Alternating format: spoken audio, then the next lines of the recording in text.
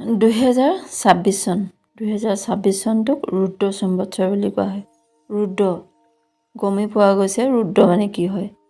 ভগৱান শিৱক ৰুদ্ৰ বুলি কোৱা হয়। ভগৱান শিৱৰ কেইবাটাও ৰূপ আছে। ইয়াৰ ভিতৰত ৰুদ্ৰ বুলি ক'লে ভগৱানৰ খং কেনেকুৱা চবেই গম পাইছে কেনেকুৱা হ'ব। তাতে শনি মীন ৰাশিত যেতিয়া চলন হ'ব তেতিয়া ৰুদ্ৰ সম্বৎসৰ চলি থাকিব। তেতিয়া মানুহৰ কেনেকুৱা হ'ব, স্বভাৱবিলাক মগজুৱে কাম নকৰিব, ককোৱা ভয়ৰ সৃষ্টি হ'ব। ৰজা হওক বা প্ৰজা হওক সকলোৱে মনবিলাক খেলি মেলি হ'ব। প্ৰকৃতি বিৰাট এটা ৰূপ মানুহে দেখিবলৈ পাব। দেখাত ঠায়ে ঠায়েতো হৈছে হ'বই, কাৰণ মানুহৰ ইমানেই গৰ্ব অহংকাৰ হ'ল। টকা পইচাৰ আগত মানুহৰ মৰম চেনেহ দয়া সত্য শান্তিক মানুহে পাহৰি গৈছে। কথাটো মিছা নহয়, ইমান দূৰ আপোনালোকে সকলোৱে গম পাইছে। মানুহৰ যেতিয়া বেছি টকা পইচা হৈ যায়, নিজৰ মান সন্মান যেতিয়া বেছি হৈ যায়, তেতিয়া মানুহে মানুহক মুখলৈ নাচায় কথা ক'বৰ কাৰণে। কেৱল নিজৰ যিষাৰ কথা ক'ব লাগে সেইষাৰ কথা কয়। আৰু এইটো অহংকাৰৰ লক্ষণ। অহংকাৰ হ'লে মানুহে আনক তলত খচি ৰাখিবলৈ বিচাৰে, আনক সেও দেখুৱাবলৈ বিচাৰে। মানুহে গাড়ী দিছে নিজৰ সুবিধাৰ বাবে, আনক হীন দেখাবৰ কাৰণে নহয়। পদ প্ৰতিষ্ঠা দিছে, তেওঁলোকক ভগৱানে দিছে পদ প্ৰতিষ্ঠা কৰ্ম কৰিবৰ বাবে, কিন্তু তাতে অহম ভাৱটো অট'মেটিকটো আহিবই। আৰু মানুহৰ কথা, মানুহৰ এনেকুৱা এটা স্বভাৱ যে এতিয়া এনেকুৱা হৈছে ইন্দ্ৰ সমান সম্পদ হ'লেও মানুহক নোজোৰে। মানুহে মানুহক সহায় কৰে, কাৰণ নিজৰ উদ্ধাৰৰ বাবে জীৱই জীৱন চক্ৰত বহুতখিনি ঘূৰি ফুৰে, ভ্ৰমণ কৰে বুলি কয়। নিজৰ ধৰ্মটো বৃদ্ধিৰ বাবে মানুহক সহায় কৰে, কিন্তু আনক সহায় কৰিবলৈ পায় তাৰপিছত দুখ কৰে। আৰু মানুহে ইহজন্ম আৰু পৰজন্মৰ বাবে মানুহে তেনেকৈ মানুহক মানৱ হিচাপে ধৰ্ম কৰি থয়। সেইটো নিজৰ বাবে আমি যে এতিয়া ভালদৰে খাইছোঁ, নিজে পিন্ধিছোঁ, আছোঁ, এইবিলাক ক'ৰ পৰা পাইছোঁ? এইবিলাক মানুহক আগতে নিজৰ সুকৰ্মৰ কাৰণে এইবিলাক আমি মানুহে আচলতে ভোগ কৰে। আজিকালি বিয়া সকামটোত দেখিছেই, এনেকুৱা বিয়া হওক সকাম হওক, যেনেকুৱা সৰু সুৰা আপুনি ঘৰত কৰ্ম কৰে, এভাগী কৰক লাগিলে, মদ মাংস নিদিলে নহ'বই।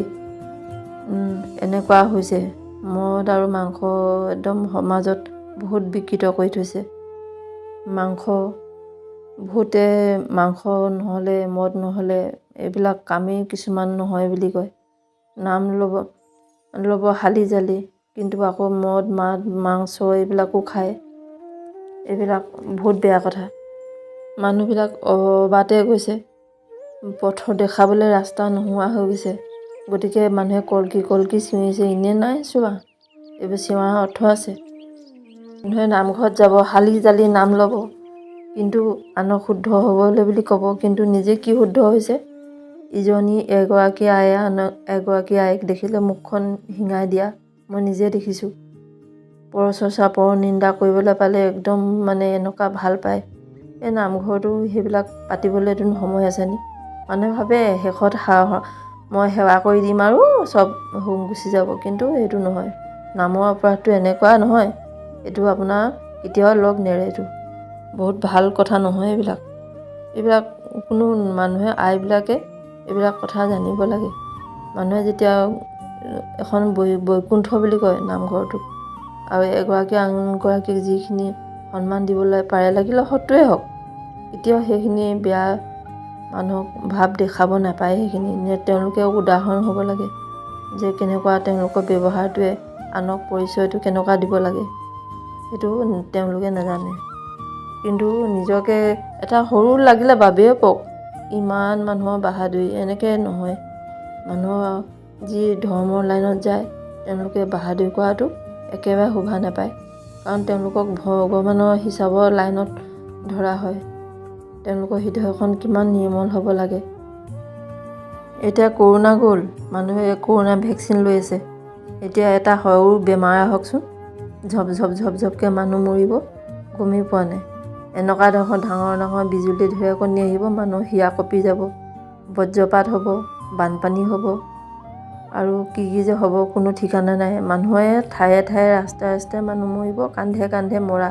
এতিয়া মানুহ এটা মৰকচোন, আমিতো ভগৱানে নিয়ম পাতিবলৈ শিকাই দিয়া নাই নহয়।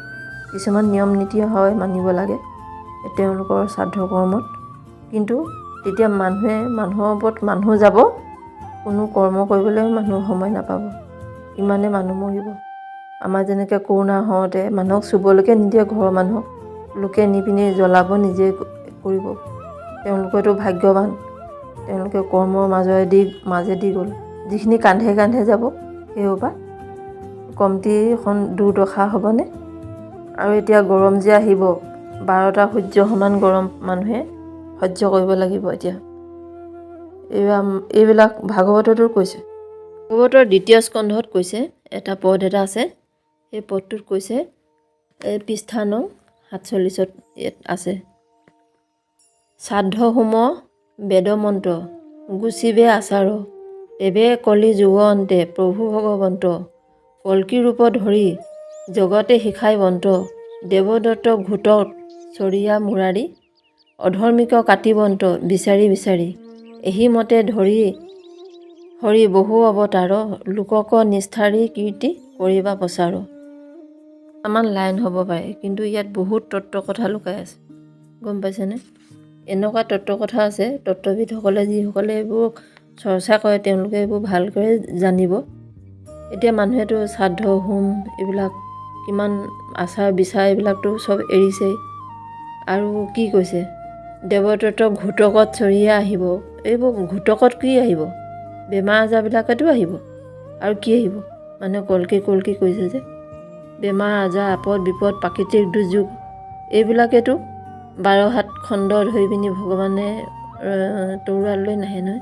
বেমাৰ আজাৰবিলাকে আহিব, আপদ অমংগল, এইবিলাক বিপদ আপদ। মানুহে ইমানে জনসংখ্যা হৈছে, জনসংখ্যাটো কমিব, যেনেকৈ প্ৰকৃতিয়ে ভাৰসাম্য যেনেকৈ নিজে নিজে কমাই দিয়ে, তেনেকৈ এইবিলাক ভাৰসাম্য কমিব। মানুহে ভগৱানক চিনি নাপায় আজিকালি। সৰু ল'ৰা ছোৱালীবিলাকক মানুহে শিকাব লাগে, ৰাতিপুৱা শুই উঠি নোৱাৰিলেও সন্ধিয়া সময়ত গুৰু এটা পদ এটা গাবা, গুৰু এটা স্তুতি এটা গোৱা। আজিকালি ল'ৰা ছোৱালীয়ে নাজানে ৰামচৰিত মানস মানে কি, চিনিয়ে নাপায়, স্তুতি এটা নাজানেই ক'বলৈ। এইবিলাকক 2-3টা লাইন শিকাব লাগে। আকৌ ল'ৰা ছোৱালীবিলাকে বেয়া কৰ্মৰ ফালে গৈছে, এইবিলাকক ধাৰ্মিক হ'বলৈ শিকাব লাগে, আধ্যাত্মিক জ্ঞানটো দিব লাগে। ল'ৰা ছোৱালীক ওচৰত চপাই নিব লাগে, 2টামান লাইন হ'লেও শিকাব লাগে, নহ'লে তেনেদৰে থাকি যাব আৰু তেওঁলোকে সংস্কাৰ ক'ত পাব, ভগৱানৰ নাম ক'ত পাব? গুৰু যদি সেৱা কৰে মানুহে হেনো ভগৱন্তই, গুৰুক হেনো গুৰু ব্ৰহ্মা গুৰু বিষ্ণু গুৰুদেৱ মহেশ্বৰ, গতিকে গুৰু সেৱা কৰা মানে বহুতখিনি তাত কৃপা পায়। গতিকে ল'ৰা ছোৱালীক গুৰু কেনেকৈ কৃপা পাব পাৰে, গুৰু কথা শিকাব লাগে, গুৰুমুখী হ'বলৈ শিকাব লাগে। এইবিলাকতো সংস্কাৰ নায়েই আজিকালি, শেষেই হৈ গৈছে। বছ ফটাফট ইংলিছ কৈছে, মোৰ ল'ৰা ছোৱালীক কিমান টেলেণ্ট, এনেকৈ ক'লে নহয়। মানুহ ভগৱানৰ নামো জনাটোহে আচল টেলেণ্ট। শিকাব লাগে, 1-2টা লাইন শিকাব লাগে। ভগৱানৰ নামটো হৈছে ৰাম নামটো তাৰক মন্ত্ৰ, সেই তাকে শিকাব লাগে, তেওঁলোকৰ বাবে ভাল। মই ৰুদ্ৰ সম্বৎসৰ মানে কি, মই সেইটো আলৈ এনেই সৰু এটা ভিডিঅ' আনিলোঁ। আৰু বেয়া পাব পাৰে কিছুমানে ভিডিঅ'টো চাই, গতিকে বেয়া পালেও ভাল পালোঁ, মই দিছোঁ ভিডিঅ'টো।